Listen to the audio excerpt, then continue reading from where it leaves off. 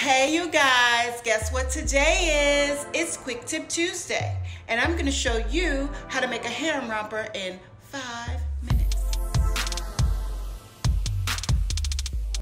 For those of you who don't know, this is what I made. It's a harem romper. I keep seeing them on the internet. They're super cute, but I didn't want to spend 40 bucks for one. So I thought I'd go ahead and make mine. So here we go.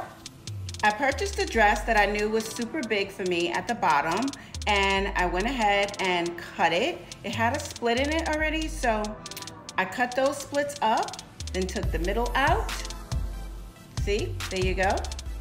Went ahead and pinned it up. As you can see, it's really easy. Like, that's the most time it took me, I think. Then I went ahead and sewed it up in my sewing machine, my trusty busty. And here you go, harem romper. So cute, and cost $14 at Ross.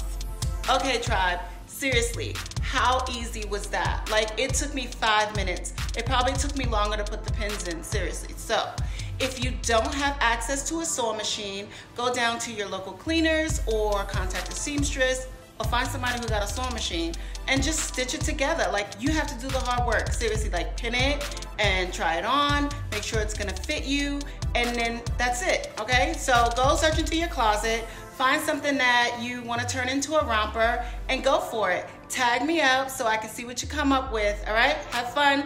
See you next Tuesday. Bye.